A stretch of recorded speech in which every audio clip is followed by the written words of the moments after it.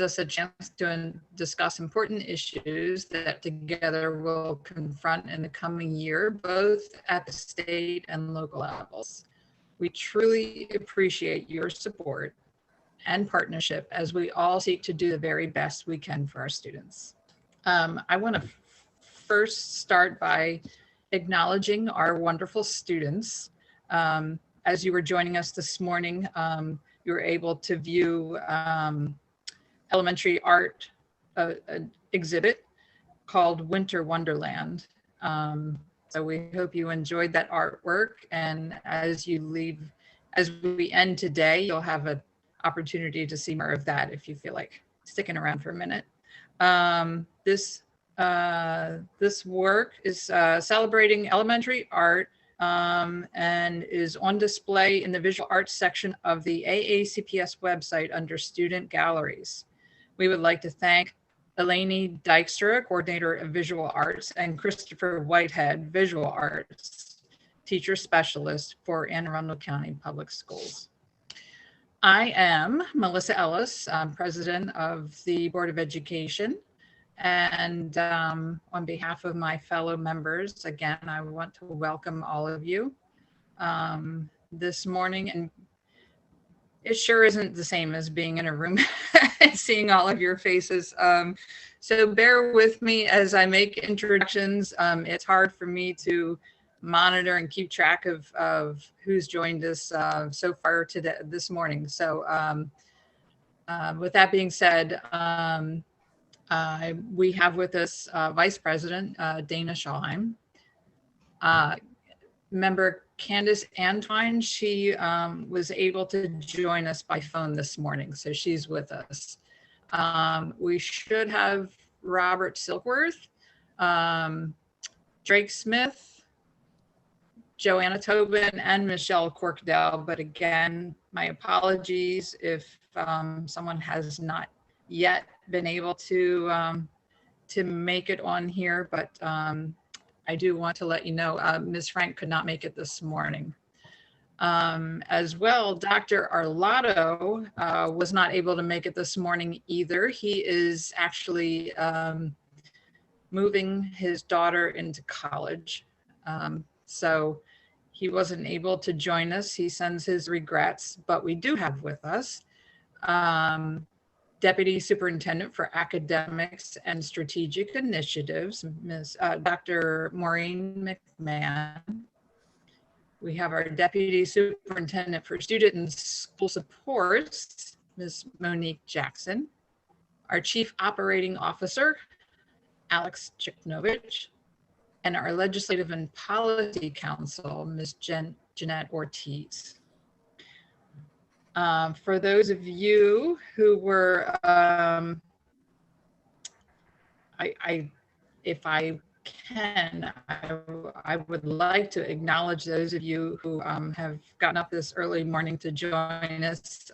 So my apologies if I miss anyone, but I know we have with us Senator Ed Riley,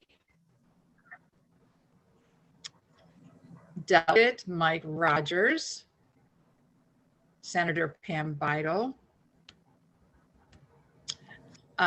Jennifer Purcell is here on behalf of our county executive. Thank you for joining us, Jennifer.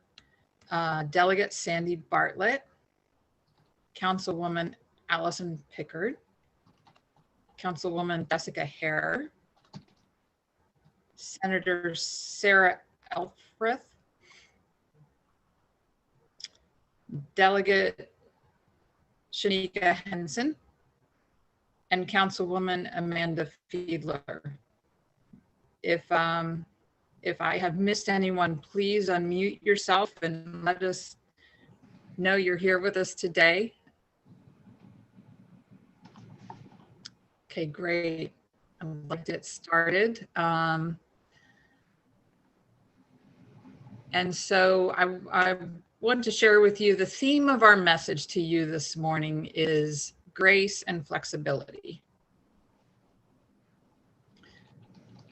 The COVID-19 pandemic has greatly impacted education here at AACPS. and education across the state and the nation.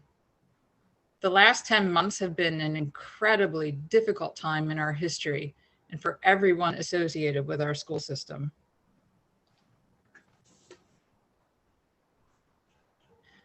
I got a note. I just want to make sure, is everyone hearing me okay? Okay, great. So Dr. Arlotto has talked often about the need for grace and patience as we've navigated this course together. We have had to completely re-envision the way we deliver education, and as some say, build this plane as we fly it. We have adjusted all along the way, and the more we learn, and the more feedback we receive. And our students and staff have been amazingly flexible and resilient as we continue to strive to make learning the best it can be throughout this pandemic. That is the approach I believe we all must continue to take as we work through these unprecedented times. We ask for your support in helping to meet the needs of all AACPS students.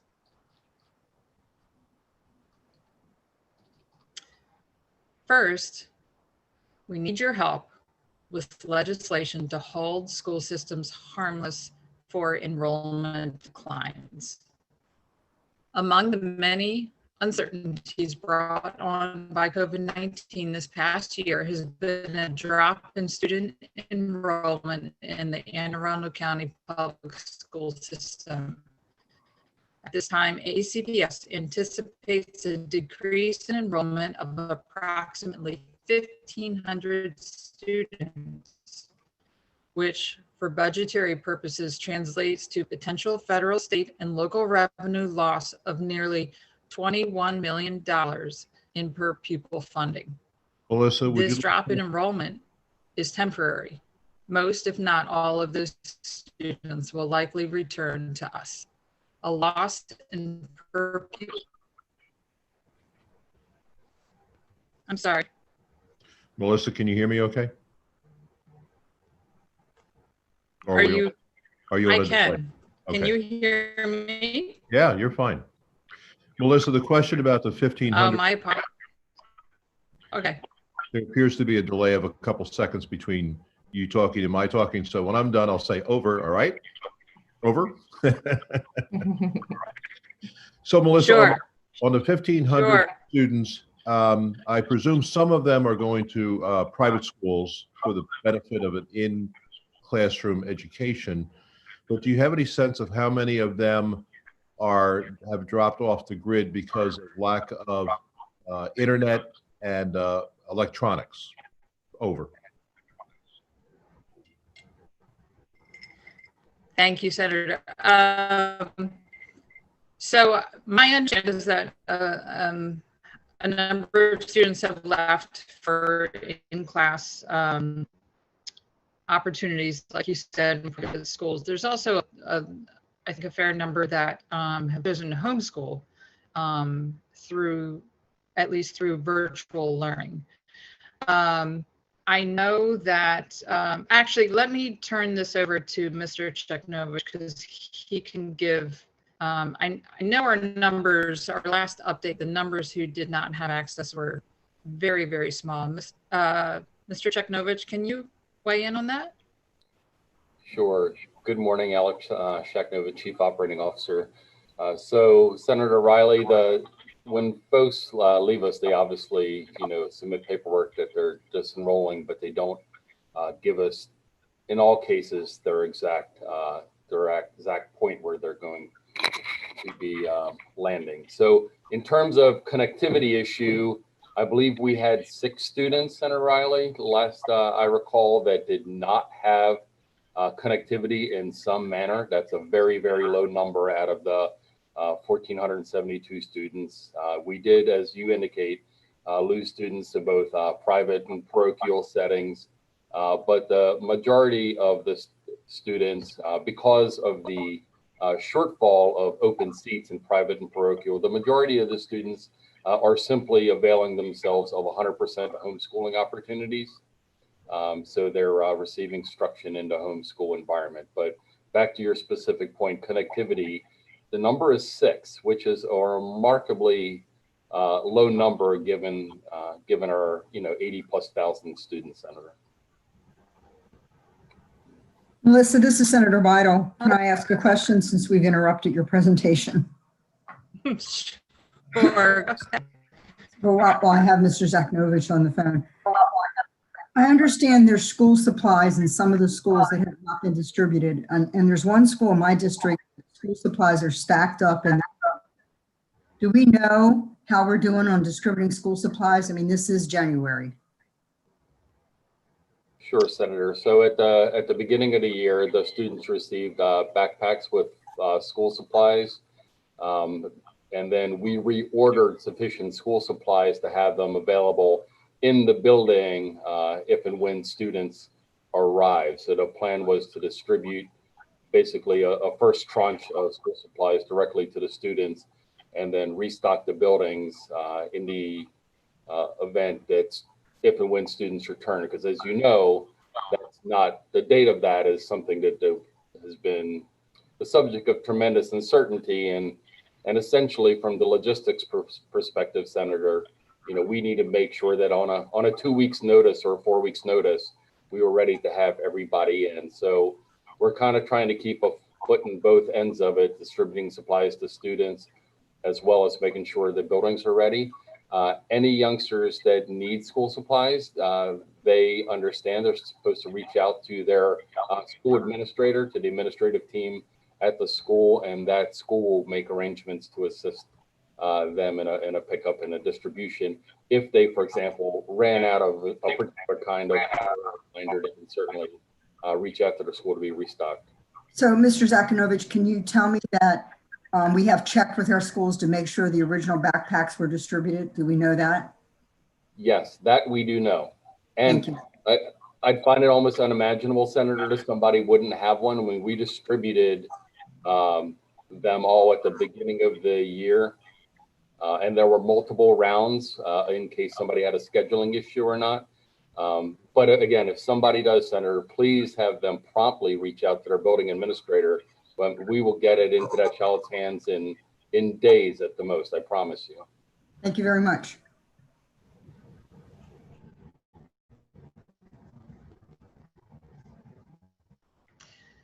So as I was saying, the drop in enrollment is temporary.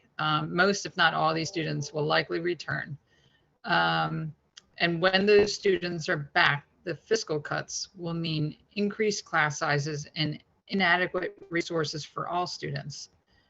We're also concerned that such funding reductions could disproportionately impact upon students that qualify for special education, our English language learners, and our youngest early education students. It is very important to note that declining student enrollment also affects the school construction funding. The board urges a legislative fix that will hold all 24 school systems harmless for any decrease in student enrollment in the 2020-21 school year. And now I want to talk to you about PreK funding. AACPS currently has approximately 1,100 students in full day pre-kindergarten programs and 500 more in half-day programs. The expansion of pre-kindergarten programs is a high priority for AACPS. Investments in early literacy and pre-kindergarten education are essential efforts to close and eliminate student achievement gaps. We support full state and county per pupil funding allocation for students attending pre-kindergarten. We also need strong state and county operating and capital funding support of pre-K to 12 public education to ensure that all students have the programs, services, and instructional support needs to meet the rigorous standards established for student performance. Now, in terms of the blueprint legislation, our school has supported, and excuse me, I have to flip my own screen here.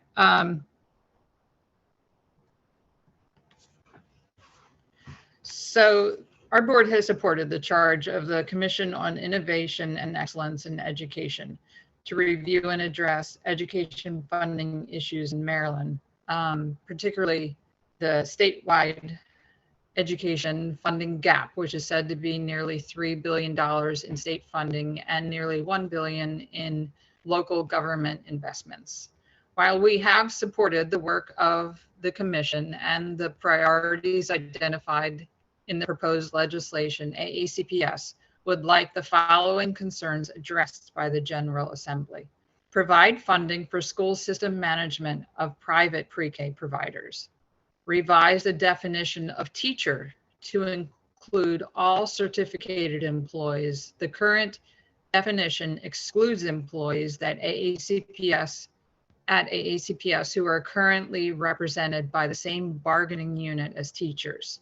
We have general concerns about the numerous accountability bodies created in the legislation. Yes, school systems must be accountable to ensure funding results in academic achievement for all of our students, but there is currently significant education oversight in place, and it is unclear as drafted in the legislation how the newly created oversight bodies align with current oversight bodies in the state. What we don't want is for increased reporting requirements to funnel important resources from our classrooms.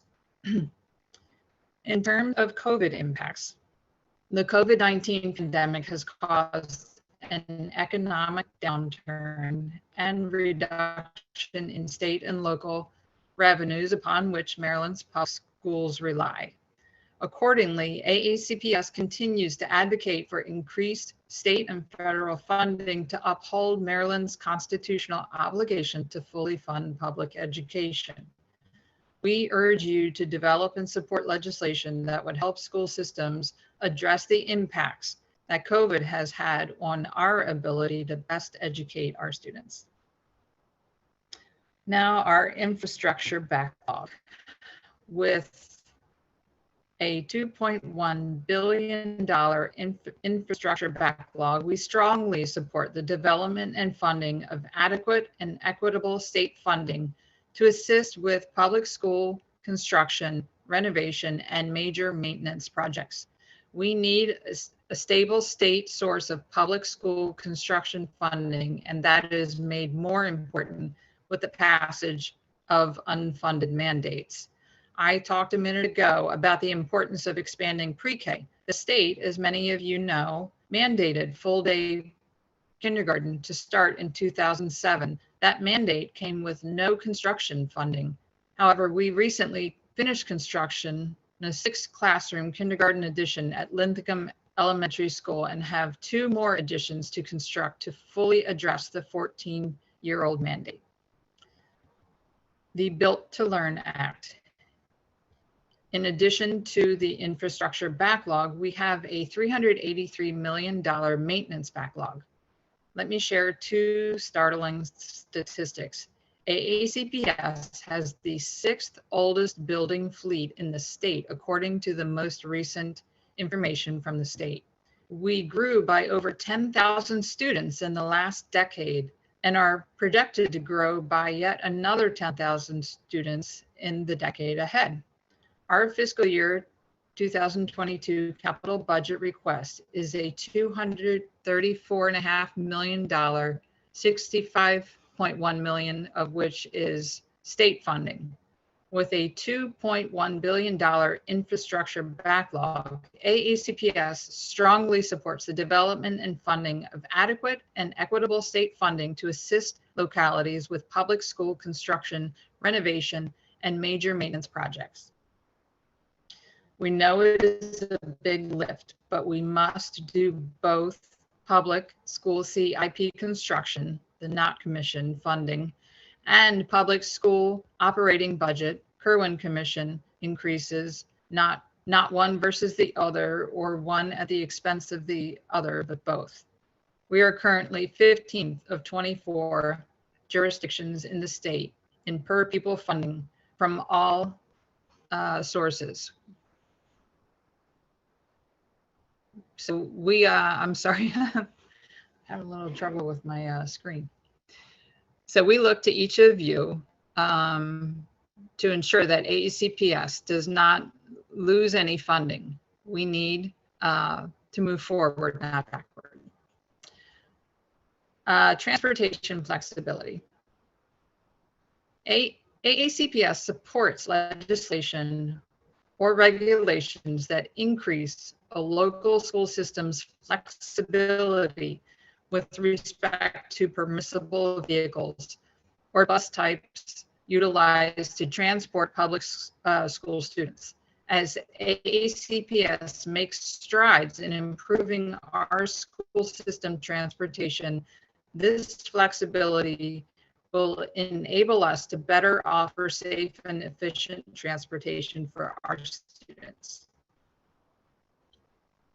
House Bill 486.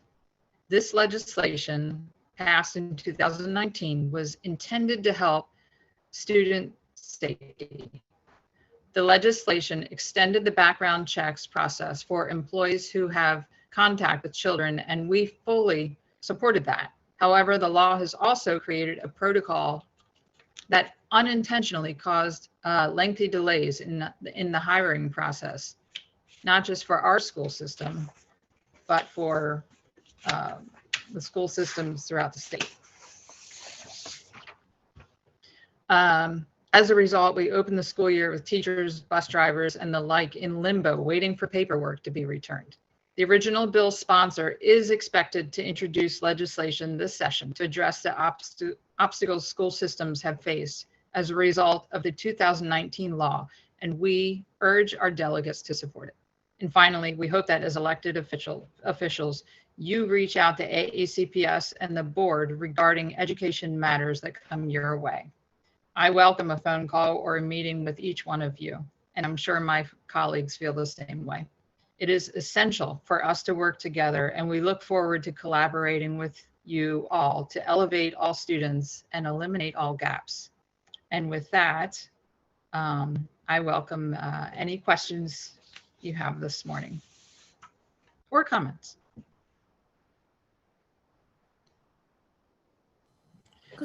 Good morning, Melissa. Thank you for that presentation. I have a question. This is Delegate Sandy Bartlett. My question, you started with grace and flexibility. And so with that said, I want to know if there has been changes with respect to the measurement of performance during COVID-19. And so it's two questions. One, if there have been changes, and what have those changes been? So are we seeing a decrease in student performance?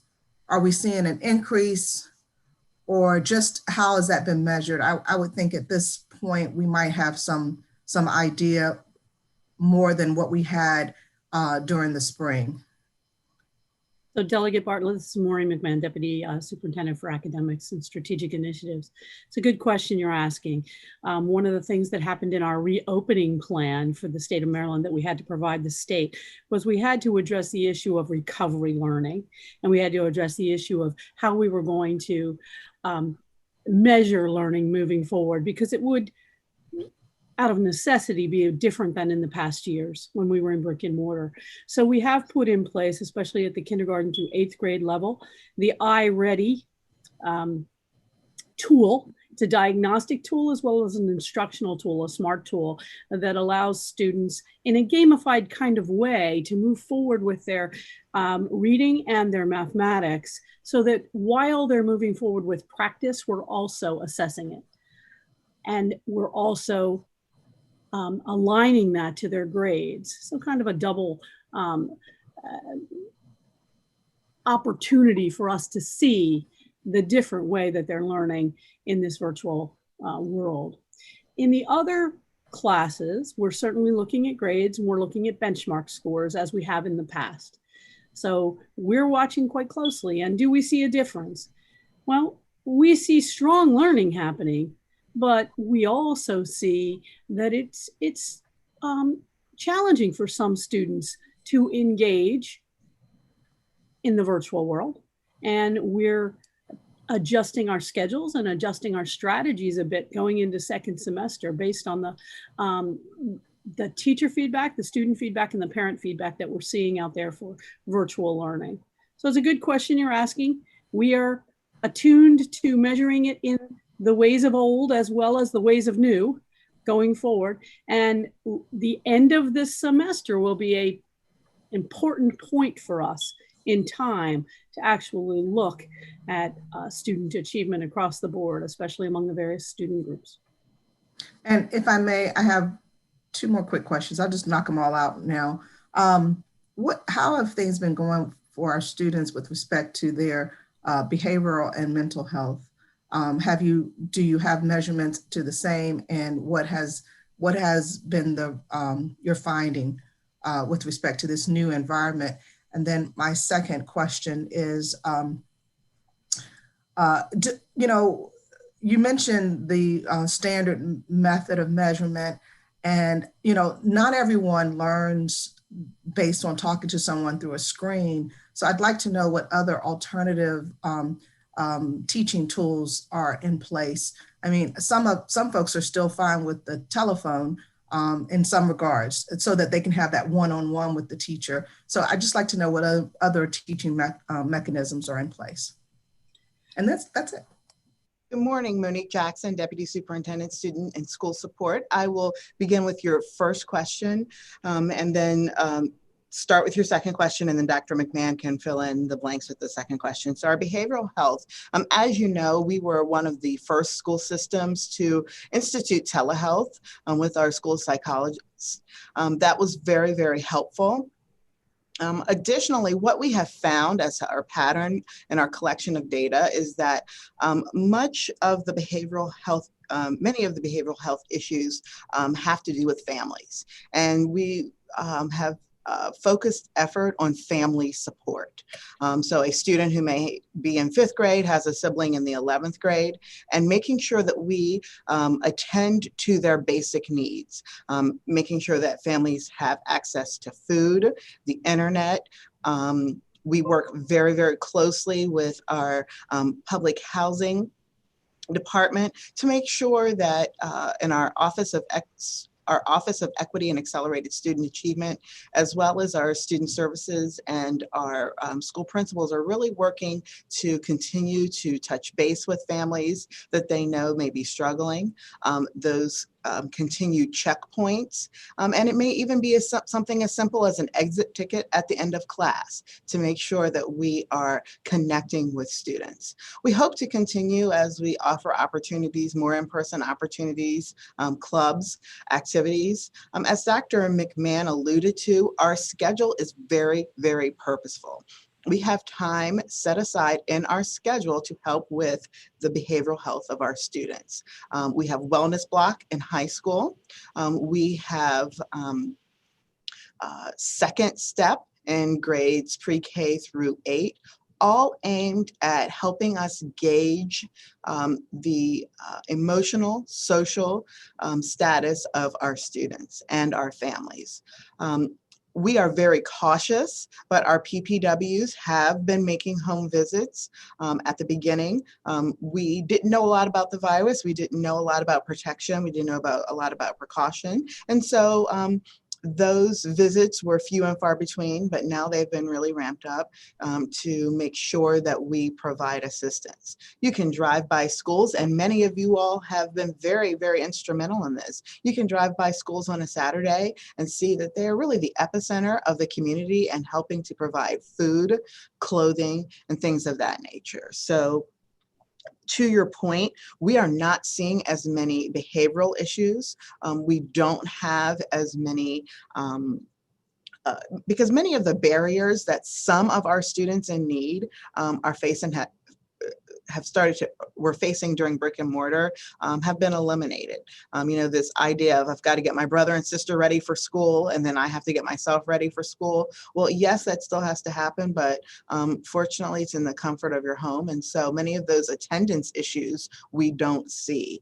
And the attendance issues that we see are from families, and we are working with those families individually because we know they're struggling. As far as alternative teaching tools, we engage students in a variety of formative and summative assessment tools.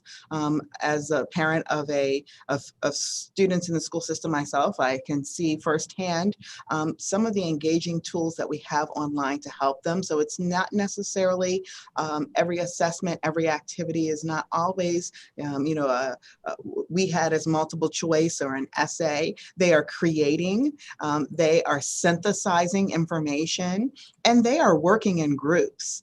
And what we have learned is that our students are way more independent than we gave them credit for. And so we are capitalizing on that. And that's something that we have learned. With that, I'll pass it over to Dr. McMahon, who could tell you more about some of the specific tools.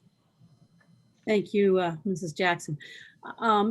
Delegate Bartlett, I would just say to you that a lot of what we can do in the brick and mortar with respect to engaging students, we can do in the virtual world. For some students, it even works better. It's interesting, we often focus on the students who are struggling with the virtual world, and we will continue to do so.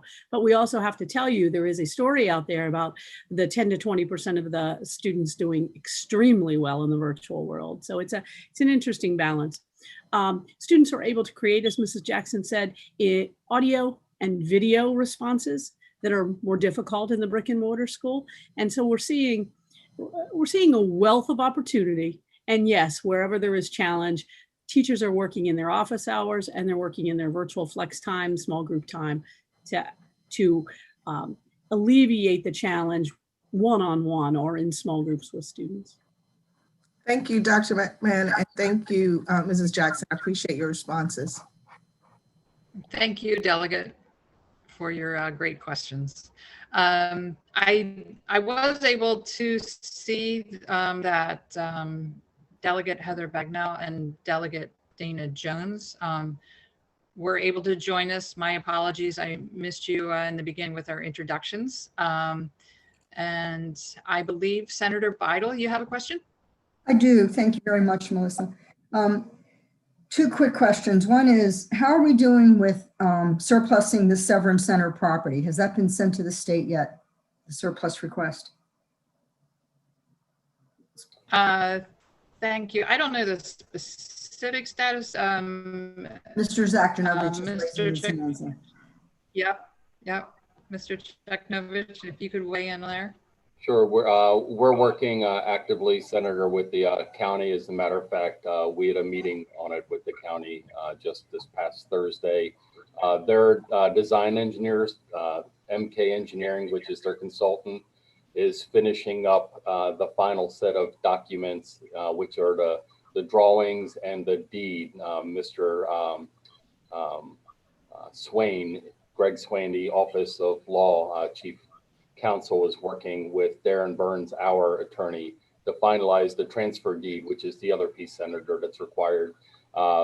We need to take that to our board when we get that final documentation. And again, I really think it's imminent. They are doing their final touches.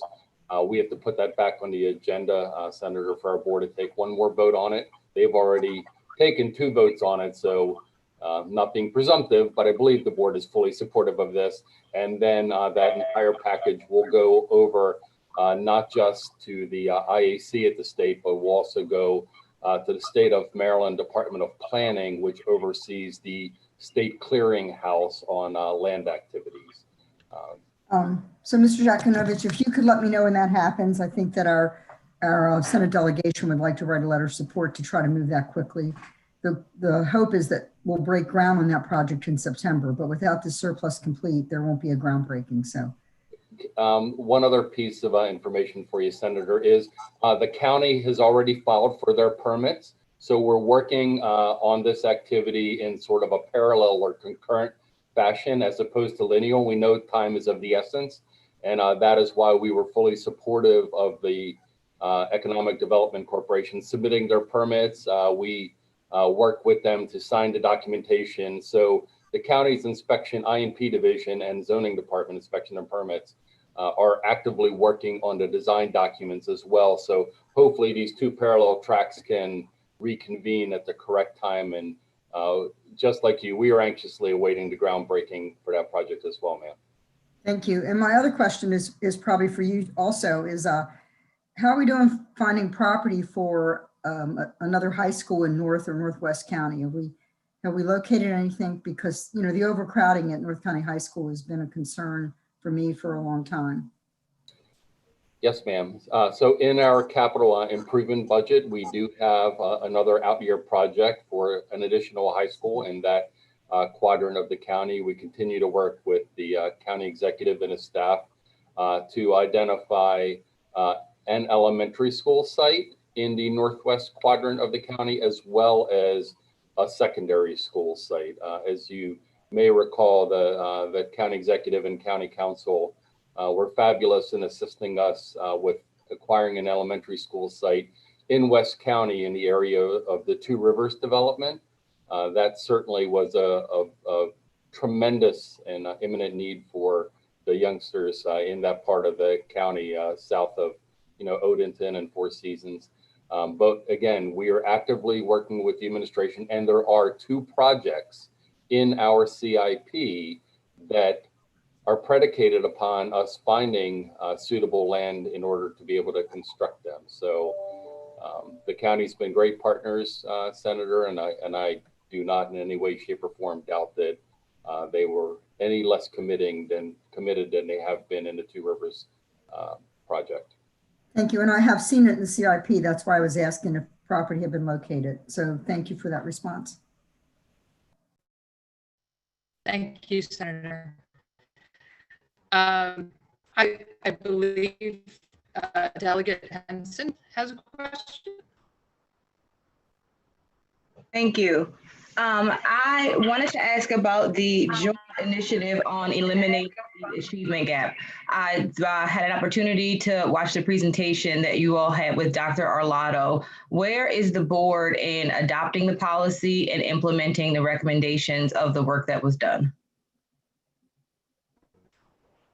Thank you. Great question. So the work that was done was there to inform us of potential policy moving forward. So the board is Ms. Ellis, I'm having some process of establishing our equity. Ms. Ellis, are you able to hear me? President Ellis, President Ellis, we're experiencing challenges hearing you. Perhaps Ms. Jackson could respond in interim because she has been working with Dr. Gillens. We're having a hard time hearing you. Excuse me. Maybe Ms. Jackson could answer in the interim because I know she's working on the immediate. No, I'm still getting a lot of lag, but maybe Ms. could answer in the interim. Yes, ma'am. I see Vice President Schalheim has unmuted, so you know, I will yield the floor to her first. Yes, we are going to be having a presentation on this very topic during our second meeting in January. And with that, for any further information, I yield to Ms. Jackson. Thank you. Yes, ma'am. Thank you so much for the question. And I know that Dr. Purcell is on as we've been working collaboratively through this. Our goal is to focus on the four main recommendations to work collaboratively with our county offices to focus on those four recommendations. We are also taking a look at the other recommendations that were recommended by the other committee members.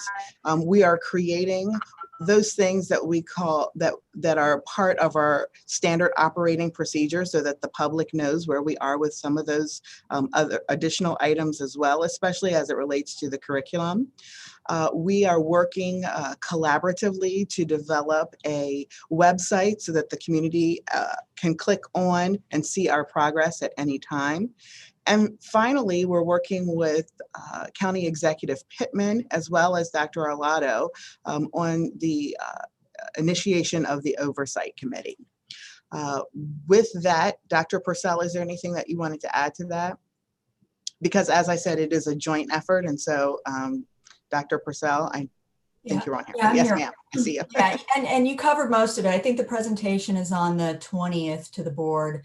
And we have set out some short-term goals that go over the next 6 months that, as Ms. Jackson mentioned, would be focusing on those 4 priority recommendations. And we're also presenting to the County Council at their work session on February 9th. Thank you, Ms. Jackson. One of the policy recommendations was to have the equity analysis of everything that comes before the board, of all the policies that are vetted. Have you taken a look at what that would mean for districting for our schools if the equity filter is applied to that process as well? So I can answer a little bit of that. Good morning, Jeanette Ortiz, Legislative and Policy Council. So we're actually reviewing the redistricting policy and regulation right now, and in everything that I do and I review when looking at policies and regulations, I apply the educational equity lens that has been established by MABE and the State Department of Education. So that's certainly something that I do in my office, and also that the policy committee does as a whole. And so in working with staff, and this would be something that I would be working with Mr. Shaknovich to work on the policy language. So that's in process right now. And those are the things that we would be reviewing amongst other things. Thank you. Thank you.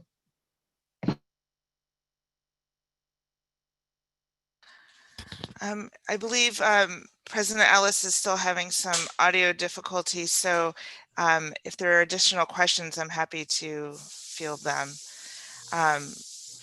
Councilwoman Pickard. I was just going to suggest that when you have really glitchy audio like that with so many people as panelists, it's sometimes better just to remove your video. That, you know, there's a lot of bandwidth being used in her home, so that's probably just a little hear me?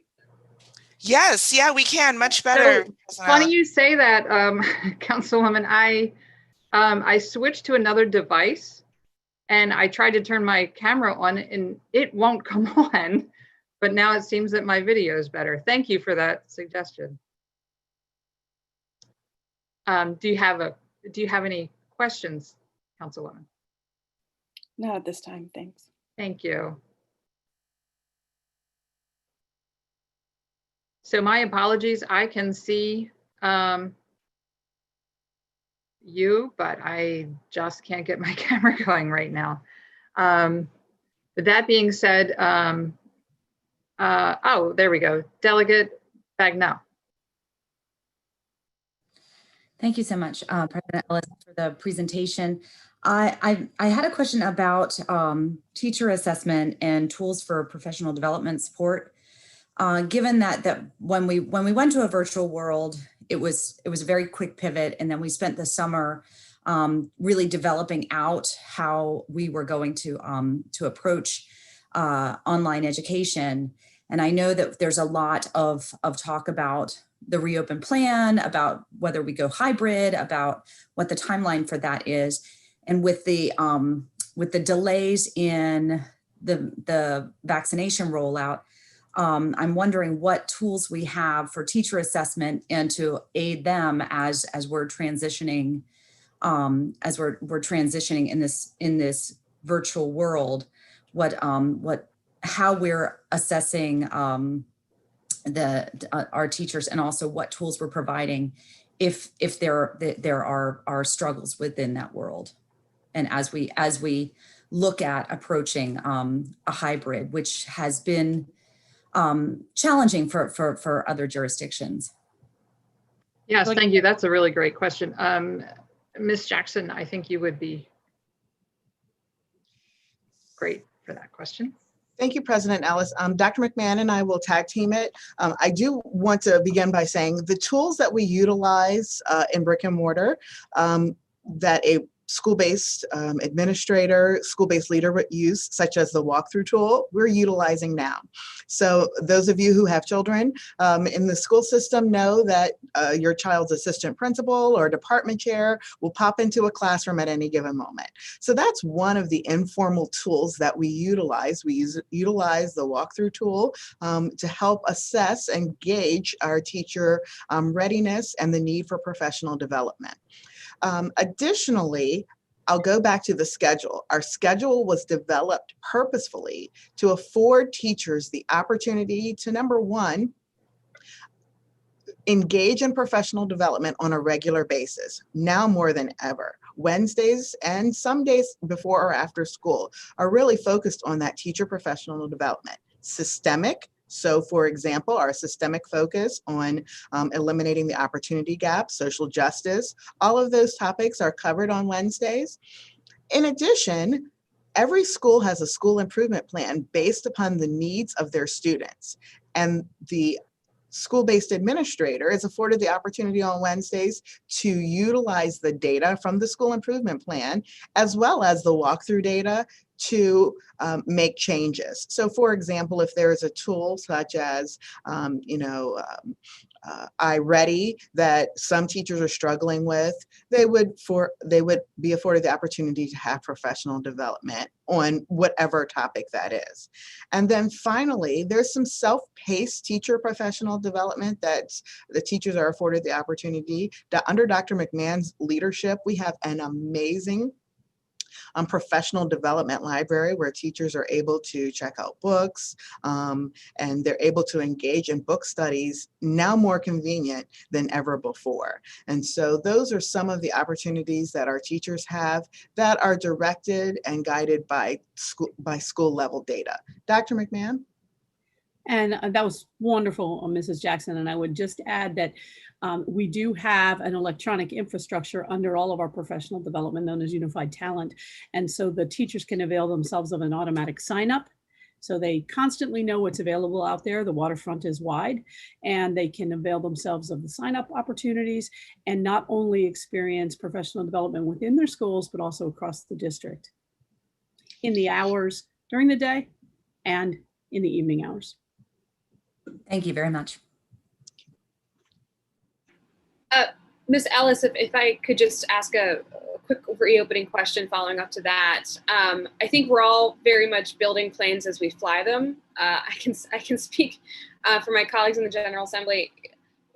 We all heard from a number of constituents when the board had its last reopening discussion about the need for more time and more opportunities for parent, educator, student input on those plans. Has the board had any time to reflect on that process and maybe ways in the future when you're discussing something as sensitive as reopening, but we're going to need to, if there are timelines that can offer that greater opportunity than the one we saw this past fall? Thank you for a great question. So yes, I mean, you did repeat a key takeaway there, which is that we are all building this plane as we fly it. And so we have been working very closely with Dr. Arlotto and his team to offer the best plan for our students that we can. But at the end of the day, it's going to be very difficult to bring everyone together on this. This pandemic has certainly impacted everyone in a very individual way. And so we have very strong feelings with every plan we try to make, whether it be the student schedule or whether to open or not. But yes, we did lessons learned from November or October, November. We did ask the superintendent about gaining more input from teachers, parents, and other stakeholders. And as he changed, as his team made some changes to the schedule, which was in reaction to feedback the school system was receiving. He did employ groups of parents and excuse me, parents from all school levels and teachers in the development of those plans. To be honest, I still think we can do more to receive more feedback, but and input. But we had a public hearing on opening our schools. We are doing our best to really receive all the input we can to make the best plans for our students. It's not going to be easy. There's no easy solution. And you nailed it. I mean, many school systems, our surrounding counties are dealing with the same issues and finding it just as challenging. But I would like to ask if there's anyone from our leadership team who has something they would like to add to our process, perhaps Ms. Jackson. Again, Dr. McMahon and I will tag team it, and thank you for the opportunity, Ms. Ellis, President Ellis. I think President Ellis has covered it very well. The only thing that I would add is I remember when you spoke to our Cub Scouts and you told them about your decision-making process. And sometimes when you're making a decision, you're not going to make everyone happy. And the appearance is you're not listening. But we have hundreds and hundreds of emails that we go through almost on a daily basis to say that we are listening. And just because we don't our decision doesn't align with something that someone has suggested doesn't necessarily mean that we haven't taken their input. And we encourage input. If they go to the website, any constituent, any student, any parent can go to the website and provide feedback to us via email and through those mechanisms that Ms. Ellis has outlined. And so I appreciate the question and I appreciate the advocacy because we are only as strong as those people that we serve. And we do have mechanisms such as the Superintendent's Teen Advisory, in which we have conversation. That's an agenda item tomorrow about the reopening. We meet with the teacher advisory today, and we have that as an agenda item. I meet with principals, and those have been agenda items. And so we do meet with the groups. And I appreciate, again, the question, the advocacy, and we'll continue to do that. As Ms. Ellis says, can we do better? Absolutely, we can do better in so many things. But I think that we have a good start, and I do not think that there is an absence of communication. Dr. McMahon? Thank you, Mrs. Jackson. I would also want to assure everyone that the 14 future planning committees, the superintendent's teacher advisory, the monthly meeting of ASI TAC with the bargaining unit, the Teachers Association, the parent feedback committees, the teacher feedback committees at all levels, elementary, middle, and high across the district. All of these and more are meeting. The 2 feedback committees have only met once so far because they were just constituted just before the winter break, but they will meet monthly moving forward. So as Mrs. Jackson said, I do think we are set up to respond to stakeholder feedback. And if I can just touch on, Ms. Jackson, you mentioned advocacy. Certainly, I think we have established, and I think everyone understands that there is no plan that can make everyone happy. But if we can demonstrate our collaboration, we certainly could, and I think our students would benefit from your support and your advocacy and I, again, welcome a meeting with any one of you or all of you to see how we can do that. Because the fact is, we're at a point where it's leadership that that our community needs. I think one of our biggest obstacles about going into hybrid is fear of how can this work, and at some point we just have to get it going. And I think a lot of people's fears will not be realized. This is not me advocating in this moment for when we should begin hybrid. That's not what this is about. It's just about working together and collaborating, and as leaders in the community, helping our community through this process. Councilwoman Pickard. Good morning. Morning. So this is a really tough discussion.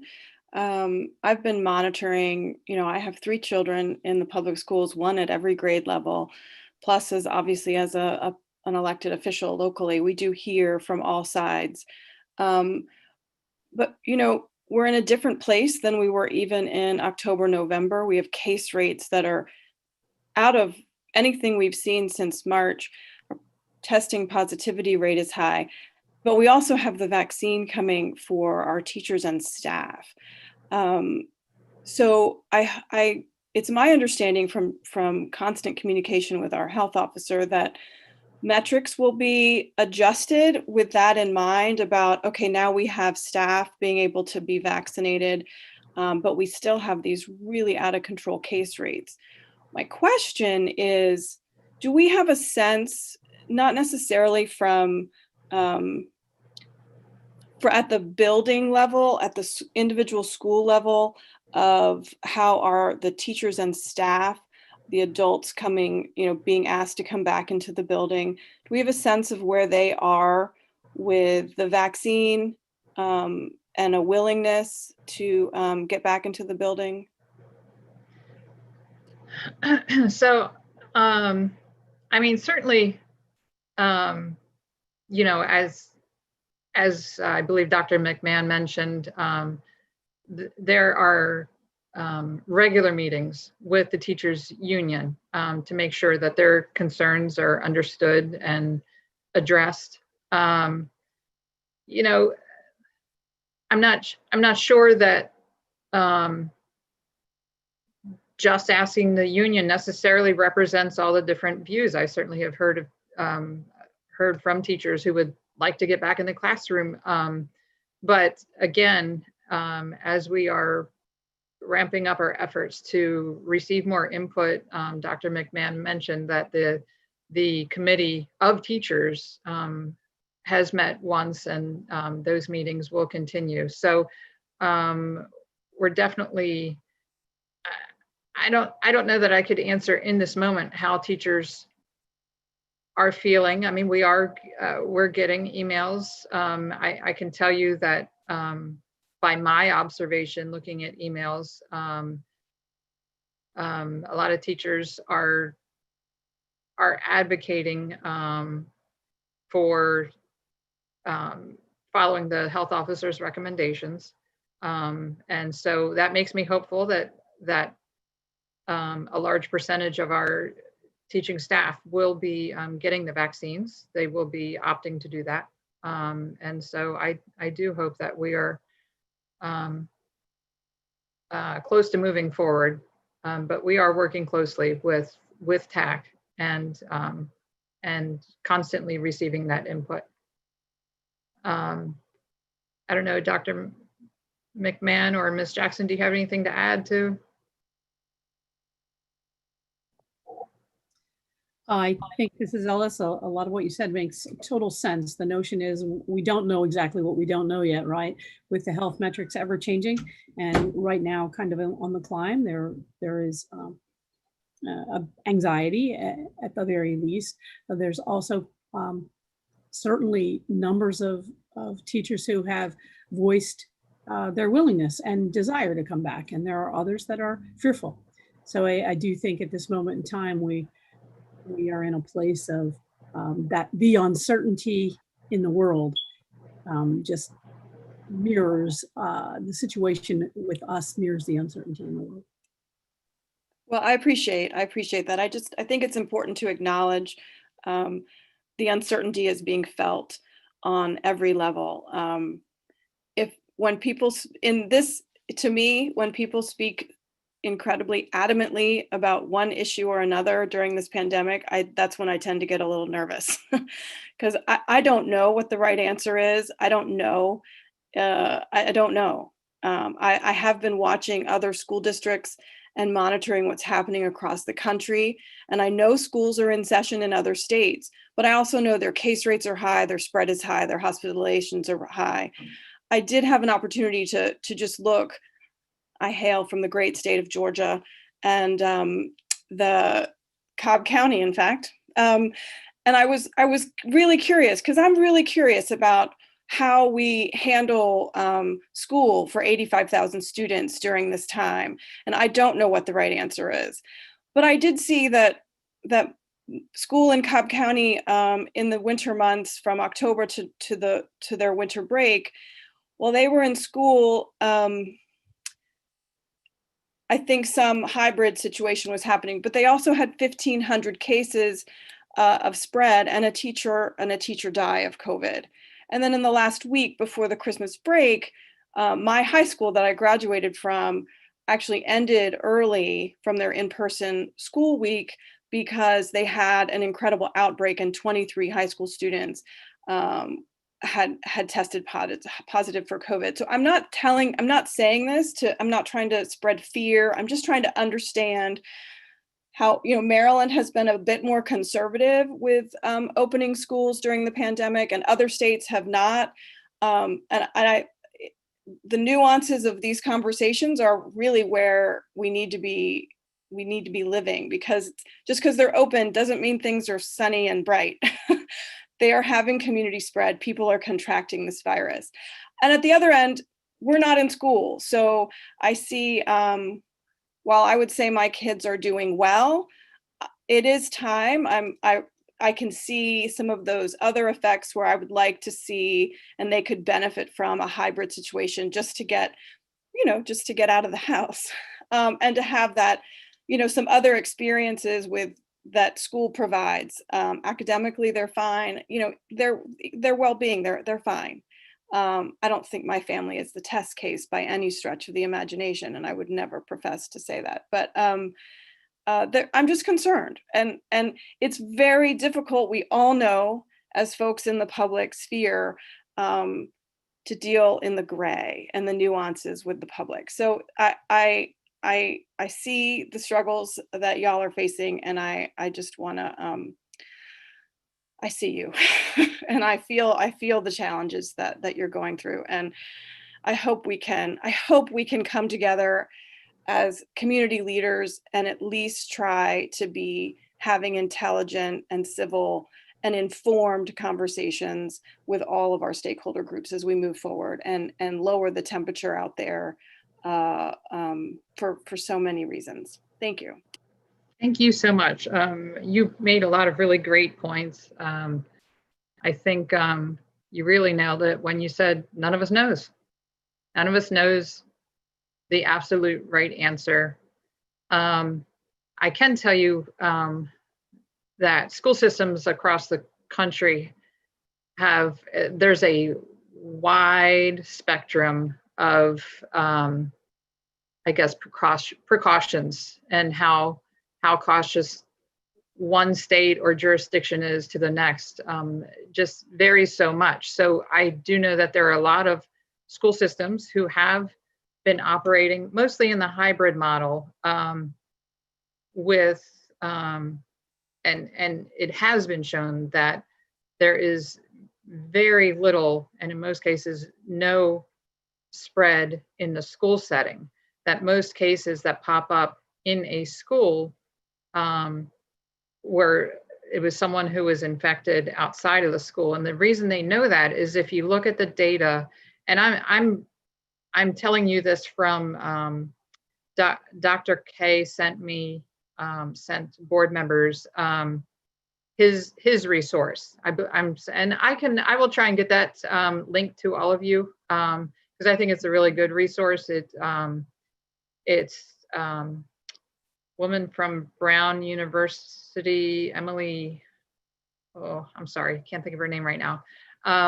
She's been tracking this in school systems around the country. And when you're on this dashboard, you can actually click on the raw data. And I've scanned through spreadsheets of cases in schools. And almost always it's a case here, a couple cases there, which indicates that it's not spreading in the school, because then the numbers would be higher.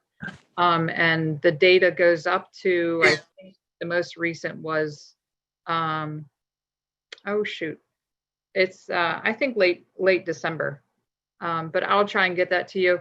The point is that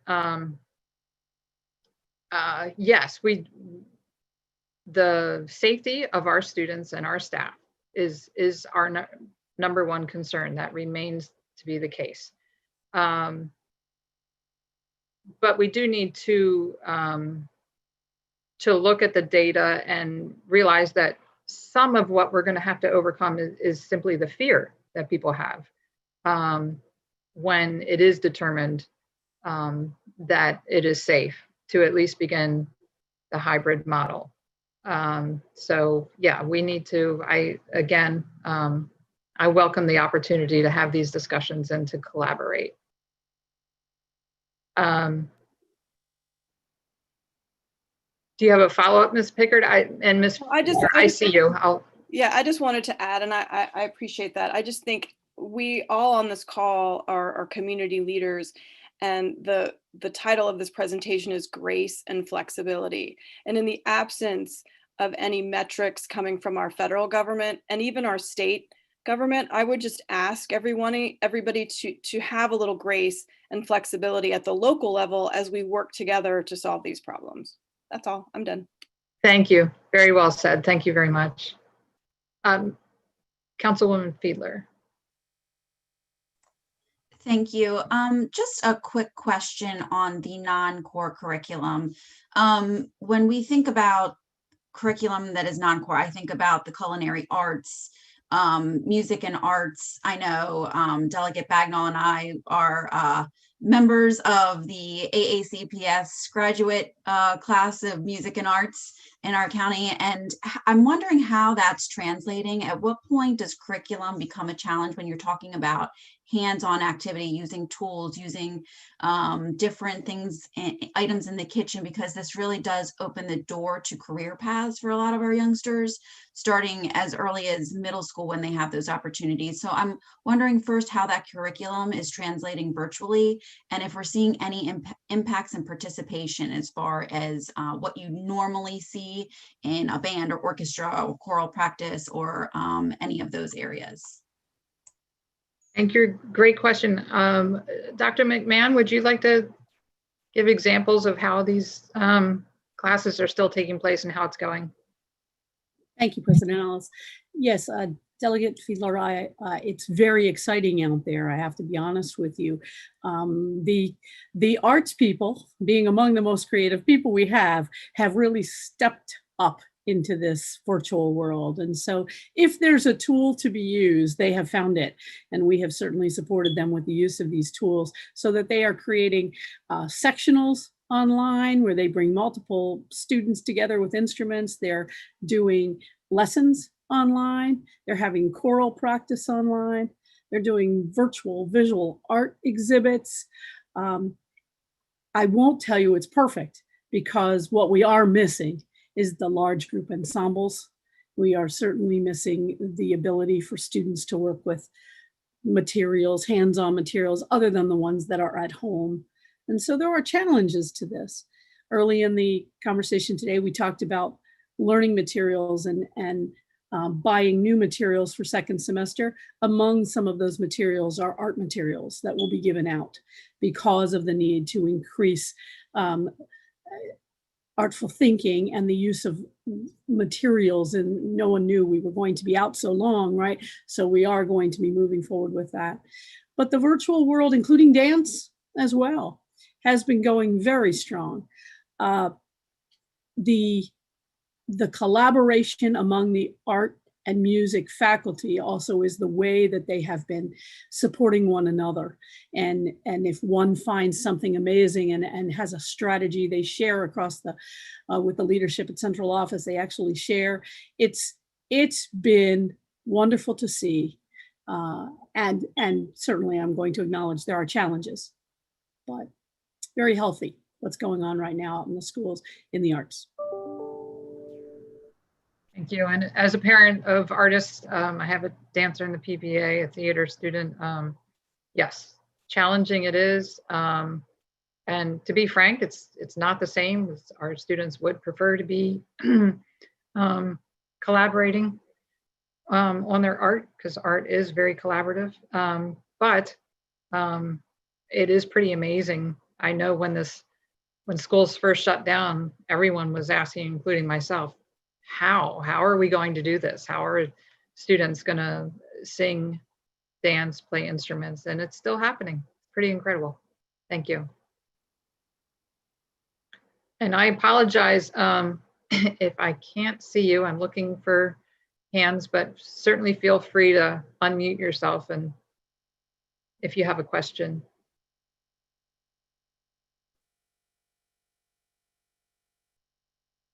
All right. I don't see any more, but please do, again, reach out. I would love to meet with each one of you to see how we can work together on all these important issues. I just want to thank you for joining us this morning.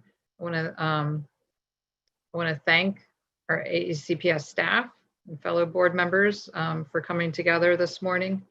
And I wish everyone a very happy New Year. Thank you. Happy New Year. And apologies for my technical difficulties. Thank you all. Happy New Year. Happy New Year, everyone. Happy New Year. Thank you so much. Happy New Year. Happy New Year, everyone.